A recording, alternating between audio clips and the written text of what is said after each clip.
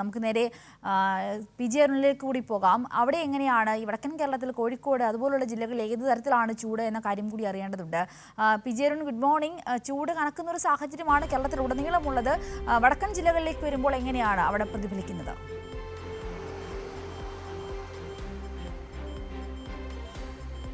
സിന്ധൂര്, good morning. ഞാനിപ്പോൾ നിൽക്കുന്നത് ഈ നമ്മുടെ ഒരു 8-8:15 മണിയുടെ ഒരു ചൂടിൻ്റെ അകത്താണ്. ഇതിപ്പോൾ വലിയ സുഖകരമായ ചൂടാണ്.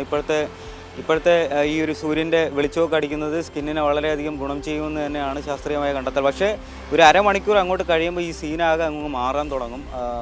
വലിയ രീതിയിലുള്ള ഒരു ചൂട്, അത് നേരത്തെ അമലും അഫ്സലും സൂചിപ്പിച്ച പോലെ തന്നെ വലിയ രീതിയിലുള്ള ഒരു ചൂടായിരിക്കും ഇവിടെയും അനുഭവപ്പെടുക. നമുക്കറിയാം, കോഴിക്കോടിൻ്റെ തീരദേശ പ്രദേശങ്ങളിലെല്ലാം വലിയ രീതിയിലുള്ള ഒരു തീരപ്രദേശം ഉൾക്കൊള്ളുന്ന ഒരു ജില്ലയാണ് കോഴിക്കോട്. അതുകൊണ്ട് തന്നെ ഹ്യൂമിഡിറ്റി വലിയ രീതിയിൽ ഉണ്ടാകാറുണ്ട്. പല ഇടങ്ങളിലും 36 ഡിഗ്രി ആയിരുന്നു കഴിഞ്ഞ ആഴ്ചയിലെ ചൂട്. അത് ഒരാഴ്ച കൊണ്ട് 2 ഡിഗ്രിയോളം വർദ്ധിച്ച് 38 ഡിഗ്രിയോളം എത്തുന്ന ഒരു സ്ഥിതി ഉണ്ടായി. ഇനി അത് വരുന്ന ആഴ്ചകളിൽ അത് 40 ഡിഗ്രിയോളം എത്തും. ഈ മലബാറിൻ്റെ പല ഭാഗങ്ങളിലും, നേരത്തെ ഈ വയനാട് ഒഴികെയുള്ള പ്രദേശങ്ങളിലെല്ലാം, വയനാടും ഇടുക്കിയും മലയോര ജില്ലകളിലായ കേരളത്തിൻ്റെ 2 ജില്ലകളിൽ ഈ ഒഴിച്ചു കഴിഞ്ഞാൽ ബാക്കി എല്ലായിടത്തും യെല്ലോ അലർട്ടാണ് പറഞ്ഞിരിക്കുന്നത്. ഇപ്പോഴത്തെ ഇൻഡെക്സ് എന്ന് പറയുന്നത്, അൾട്രാവയലറ്റ് ഇൻഡെക്സ് എന്ന് പറയുന്നത് 7 ആണ്.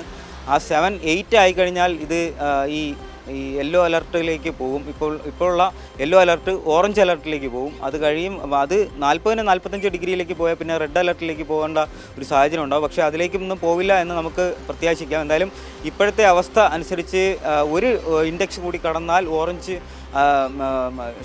ഓറഞ്ചിൽ നിന്നും യെല്ലോ അലർട്ടിലേക്ക് മാറേണ്ടതായി വരും എന്നുള്ളത് തന്നെയാണ്. എന്തായാലും കർശനമായ ഒരു മുൻകരുതൽ ഇക്കാര്യത്തിൽ എടുക്കണം.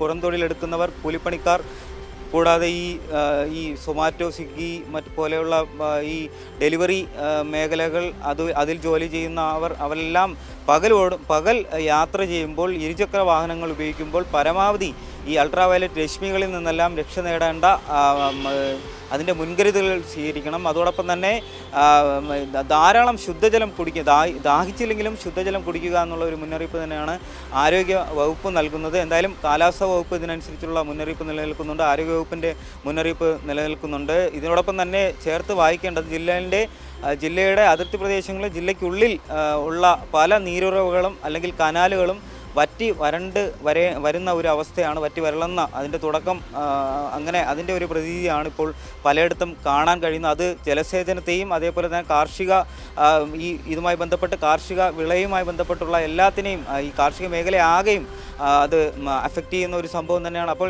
ഒരു കാലാവസ്ഥയിൽ ഉണ്ടാകുന്ന ഒരു മാറ്റം ഏതൊക്കെ മേഖലയിലാണ് ബാധിക്കുന്നതെന്ന് നമ്മളെന്തായാലും ചർച്ച ചെയ്യേണ്ടതുണ്ട്. എന്തായാലും ജില്ലയിലാകെ ഒരു മുന്നറിയിപ്പ് നിലനിൽക്കുന്നുണ്ട്. റെഡ് അലർട്ടിലേക്ക് അല്ലെങ്കിൽ യെല്ലോ അലർട്ടിലേക്ക് പോകേണ്ടി വരുമ്പോൾ അപ്പോൾ സ്വീകരിക്കേണ്ട മുൻകരുതൽ, ഇതിലെല്ലാം ഒരു മുന്നറിയിപ്പും ആരോഗ്യവകുപ്പിൻ്റെ മുന്നറിയിപ്പും നിലനിൽക്കുന്നുണ്ട്, കാലാവസ്ഥാ വകുപ്പിൻ്റെ മുന്നറിയിപ്പും നിലനിൽക്കുന്നുണ്ട്. എന്തായാലും പകൽ സമയങ്ങളിൽ പണി ചെയ്യുന്നവർ അല്ലെങ്കിൽ കൃത്യമായി അതിൽ ഒരു മുൻകരുതൽ എടുക്കേണ്ടത് അത്യാവശ്യമാണ്. സിന്ധൂരി.